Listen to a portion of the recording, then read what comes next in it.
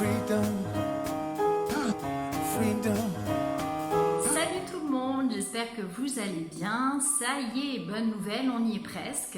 On est sur la dernière ligne droite et on arrive enfin à nouveau à la liberté.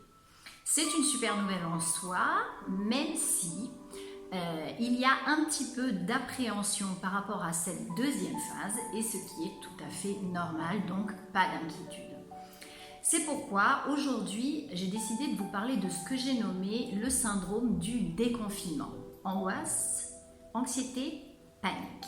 Mais ne vous inquiétez pas, on va trouver des solutions. Alors de quoi s'agit-il ?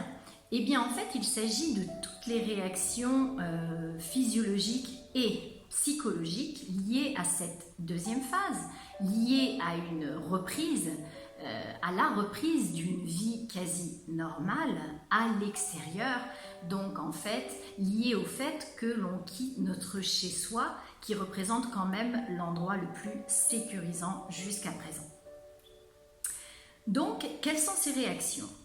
Eh bien, ces réactions peuvent être par exemple le nœud à la gorge, une oppression au niveau du plexus solaire, ça peut être des palpitations cardiaques accélérées, de la tachycardie, ça peut être des sueurs froides, ça peut être de l'insomnie, ça peut être des vertiges quand on est à l'extérieur, mais on risque de voir également augmenter certaines phobies sociales, comme par exemple l'agoraphobie, qui est la peur des endroits publics, ou alors l'anthrophobie, qui est la peur des gens, ou même la blémophobie qui est la peur du jugement et du regard des autres.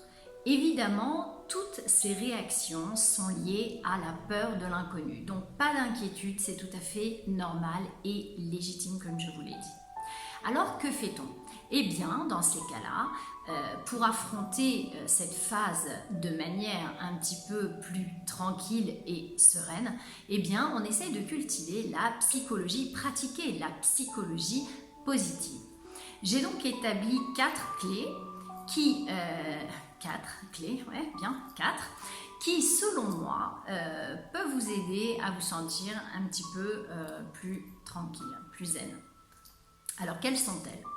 Eh bien, première clé, c'est apprendre réellement à affronter l'inconnu. Comment ? Eh bien, en cultivant la confiance en soi. Ok, je change de position, n'est-ce pas ? Ce qui va vous permettre de lâcher prise sur les événements et de ne pas garder le contrôle sur les situations, et puis d'accueillir les événements selon votre capacité et votre rythme, donc plus tranquillement. Deuxième clé, être dans l'acceptation. Alors, être dans l'acceptation est une phase très importante pour pouvoir reconstruire. Mais avant d'être dans l'acceptation, vous êtes passé par plusieurs phases. La première, c'est le choc de l'information de l'événement.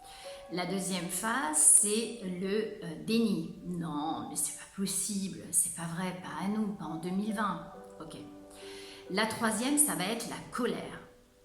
Quatrième phase, ça va être la tristesse. Vous vous sentez, on se sent désespéré. La cinquième, ce sera la résignation. J'arrête de lutter, je me dis c'est bon, c'est ok, c'est comme ça, c'est pas autrement, voilà. Et la sixième, c'est l'acceptation. J'accepte l'événement, j'accepte ce qui est passé et qui est dans le passé désormais pour pouvoir me tourner vers le futur et reconstruire. Ok. Troisième clé, positiver. Alors, comment on positive ? Eh bien, il s'agit d'être optimiste, malgré les difficultés, certes, mais de concentrer vraiment son énergie sur des choses positives pour pouvoir mieux affronter les choses négatives. Ensuite, pour positiver, on peut également se concentrer sur de nouvelles idées, de nouveaux projets, parce qu'avec qui dit changement, dit aussi nouveauté, et ça peut tout à fait être positif, c'est positif. Et puis, vous pouvez aussi également pratiquer des activités qui vous donnent de la joie, des sentiments de sérénité, de tranquillité, comme par exemple, que sais-je, écouter de la musique, chanter, danser, aller marcher dans la nature, ou alors méditer, prier pour certains, eh bien, ils ressentent une certaine sérénité. Bref, faire des activités vraiment qui vous donnent des sentiments, des émotions de calme, de paix et de joie. Et puis, dernière clé, et importante également, c'est vraiment d'essayer d'être dans l'instant présent. Pourquoi? Parce que être dans le passé, ça ne sert plus à rien. Ça y est, c'est terminé, on a fermé la porte. Être dans le futur, c'est bien si on se projette sur du positif, mais il faut avoir la capacité de se projeter sur du positif, donc de se concentrer sur de nouvelles idées, des nouveaux projets, comme je vous ai dit. Mais attention, parce qu'avec les informations qu'on a, on peut vite aller dans la panique, du genre super, on va être libre, mais attention, la deuxième phase peut être plus dangereuse que la première. Oui, mais alors dans ces cas-là, ça ne sert à rien de se projeter comme ça parce que c'est que de l'angoisse à coup sûr. Donc vraiment être dans le moment présent, vivre les émotions au jour le jour et accueillir les événements un par un comme ils se présentent avec vos propres capacités.